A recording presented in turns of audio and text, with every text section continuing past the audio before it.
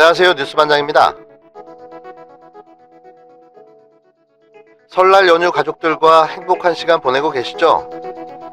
아무쪼록 새해에는 원하는 바를 이루고 성취하는 한 해가 되기를 기원드립니다.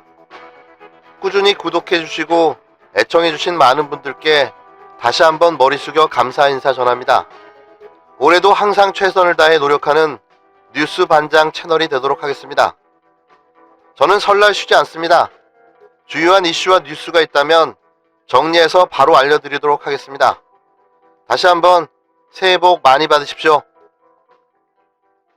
공직기관 비서관이 과거에 변호사 사무실에 있을 때 조 전 장관 아들 인턴 증명서를 발급해 준 게, 이게 아마 인턴으로 일하지 않았는데 발급해 준 것 때문에 검찰이 기소한 것 같습니다. 저는 기소권 남용이라고 봅니다. 왜냐하면 2017년 초에 조국 장관의 아들이 인턴을 했다는 겁니다. 근데 검찰이 가지고 있다는 증거라는 것이 그 변호사 사무실을 그만둔 임신한 여성에게, 아기 엄마에게 전화를 해서 불쑥 물었다는 거 아닙니까? 그러니까 당황해서 저 몰라요 하고 끊었는데 그거를 검찰이 증거라고 하고 있다고 합니다. 분명히 인턴을 했기 때문에 증명서를 띄워준 거다. 그리고 피의자로 부른 적이 없다. 네, 참고인이었다. 네. 이렇게 얘기하고 있는 것입니다. 그러니까 한마디로 검찰이 언론 플레이를 하고 있는 것입니다. 최강욱 공직기관 비서관이 재판에 넘겨졌습니다. 말씀하신 것처럼 검찰총장이 직권으로 해서 이성윤 중앙지검장은 반대했나 본데 어쨌든 기소됐습니다. 최강욱 청와대 공직기강 비서관에 대한 기소가 결국 이성윤 서울중앙지방검찰청 검사장의 승인 없이 이루어졌습니다.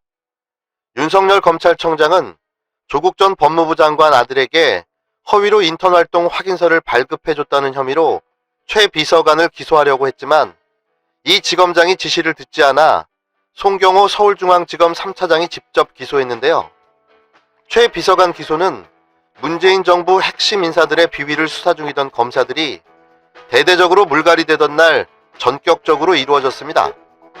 마치 추미애 법무부 장관에게 이번 중간 간부 인사에 대한 불만을 노골적으로 드러내 보이는 걸로 보여지는데요. 2차 검찰 인사를 직접 기소로 화답한 겁니다. 할 수 있는 게 그것밖에 없는 걸 어떡하겠습니까? 이미 손발이 다 잘린 검찰청장의 외로운 외침일 뿐인 거죠.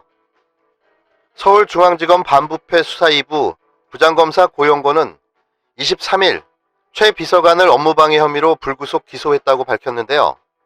검찰은 최 비서관이 청와대에 근무하기 전인 2017년 10월 법무법인 청맥 변호사로 일할 때 조 전 장관 아들의 인턴 활동 확인서를 허위로 발급해 주면서 조 전 장관의 아들은 최 비서관이 발급한 인턴 활동 확인서를 고려대와 연세대 대학 입시에 제출했는데요. 이날 기소는 신임 이 지검장이 기소 승인을 계속 미루면서 윤 청장과 일선 수사진과의 갈등이 벌어지기도 했는데요. 윤 청장은 22일 이 지검장에게 최 비서관 기소를 지시했고 송 차장도 승인을 요청하며 22일 밤까지 대기했지만 이 지검장은 결정을 내리지 않았습니다. 끝내 윤 청장 승인 아래 송 차장 결재로 기소했는데요. 이에 대해 법조계 관계자는 검찰 내 대표적인 친문 인사로 알려진 이 지검장이 청와대 비서관 기소에 대해 막판까지 고심하는 흔적을 보이려 한 것이라며 검찰 수사팀은 최 비서관이 유재수 감찰 무마 의혹과 청와대 선거 개입 사건과도 연관된 부분이 있다고 본다고 말했습니다. 최 비서관은 2017년 1월부터 2018년 2월 사이에 인턴 활동이 있었고 확인서를 2차례 발급했다며 검찰이 근거 없이 혐의를 만들어냈다고 주장했습니다. 이에 추미애 법무부 장관이 최강욱 청와대 공직기강 비서관을 기소한 서울중앙지검 수사팀에 대해 사실상 감찰에 들어갔습니다.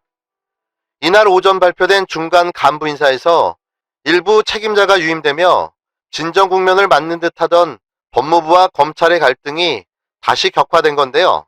추 장관은 이날 오후 7시께 대변인실을 통해 기자들에게 보낸 입장문에서 감찰의 필요성을 확인했고 이에 따라 감찰의 시기, 주체, 방식 등에 대해 신중하게 검토 중에 있다고 밝혔습니다. 감찰 착수를 사실상 공식화한 셈인데요.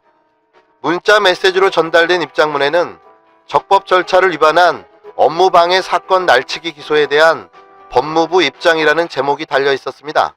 추 장관은 이날 오전 30분께 법원에 공소장을 접수한 서울중앙지검 송경호 3차장 검사와 고영곤 반부패 수사 2부장을 지목했는데요.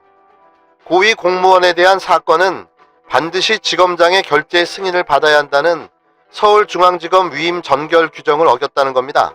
사무 보고를 받아본 결과 이 지검장이 최 비서관 기소에 반대한 게 아니라 소환조사 이후 처리하는 게 타당하다며 보류에 해당하는 구체적 지시를 내렸다는 설명도 덧붙였는데요.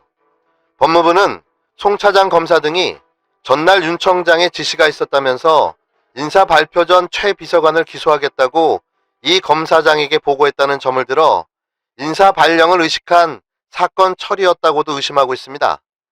공소장 접수 직후인 이날 오전 9시 45분께 발표된 중간 간부 인사에서 송 차장 검사는 여주지청장으로, 고 부장은 대구지검 반부패 수사부장으로 각각 전보됐는데요. 감찰의 쟁점은 검찰청법의 지휘감독 권한에 대한 해석이 될 것으로 보여집니다. 법무부는 지검장이 그 검찰청 사무를 맡아 처리하고 소속 공무원을 지휘 감독한다는 검찰청법 규정도 제시했는데요. 서울중앙지검 내에서만 보면 송 차장 검사 등이 검찰청법과 위임 전결 규정을 어기고 검사징계법상 직무상 의무를 위반했다고 볼 소지가 있는 건데요. 그러나 검찰청법은 검찰청장의 권한에 대해 검찰 사무를 총괄하고 검찰청 공무원을 지휘 감독한다고 규정하고 있습니다. 대검찰청은 이 규정을 토대로 검찰청장의 권한과 책무에 근거해 기소가 적법하게 이루어졌다는 입장인데요. 법무부가 감찰에 공식 착수할 경우 윤 청장 지휘가 적절했는지도 조사 대상이 될 전망입니다. 송 차장 검사 등이 윤 청장의 지시를 근거로 들며 이 검사장 결재 승인이 없이 최 비서관을 기소했다는 게 법무부 사무보고 결과인데요. 검찰청장이 지검장을 건너뛰고 일선 검사들을 직접 지휘하는 게 부적절하다는 견해가 우세합니다. 한 전직 차장검사는 검찰청법은 검찰청장이 검사장을 지휘하고 검사장은 자기 업무를 일선 검사에게 위임해 처리하는 구조로 되어 있다고 말했는데요.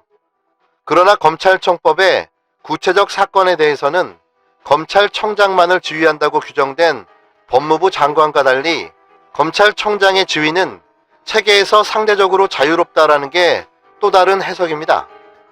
윤 청장까지 감찰 대상에 포함될 경우 법무부와 검찰 간 불협화음은 더 커질 것으로 보여지는데요. 검찰징계법상 검찰청장 징계는 법무부 장관이 청구해야 합니다. 추 장관은 이번 달 초 검사장급 인사안 의견 청취를 두고 갈등을 빚고 나서 정책보좌관에게 지휘 감독 권한의 적절한 행사를 위해 징계 관련 법령을 찾아놓기 바란다라는 내용의 문자를 보내 윤 청장 감찰을 시사한 적이 있었는데요. 추 장관과 윤 청장의 갈등은 이후 중간 간부 인사 협의를 비교적 원만하게 진행하며 소강 상태로 이어진 듯 보였습니다. 하지만 윤 청장의 최 비서관 기소라는 직권 지시로 다시 한번 추 장관과 대립각을 세우는 모양새인데요. 윤석열의 이런 행동은 다시 한번 검찰이 개혁의 대상이 될 수밖에 없다는 걸 보여주고 있는데요. 이분의 맹활약 덕에 아마도 완벽한 검찰 개혁이 완성되지 않을까 생각됩니다. 검찰 개혁을 방해하고 저지하려는 그의 이런 말과 행동들이 결국 검찰 개혁을 완수하는 원동력이 되고 있는데요. 그는 이런 사실을 정말 모르고 있는 걸까요? 저는 그가 꼭 2년의 검찰청장 임기를 완수하기를 희망합니다. 그게 검찰 개혁의 원동력이기 때문입니다. 네, 최강욱 비서관 기소는 중간 간부를 포함한 검찰 인사 발표 직전 이루어졌는데요. 최 비서관 측은 보복적 기소이고 검찰권을 남용한 기소 쿠데타라면서 윤 총장과 수사팀을 고발하겠다고 밝혔습니다. 명백한 직권남용으로 윤석열 총장과 관련 수사진을 고발할 것입니다.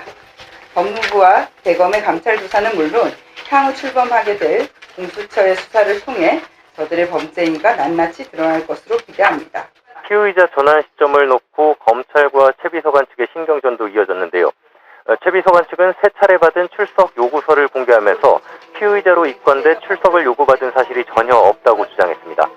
출석 요구서에 입건된 피의자에게 부여되는 형제 번호가 아닌 입건되지 않은 사건에 붙이는 수제 번호가 적혀 있다는 겁니다.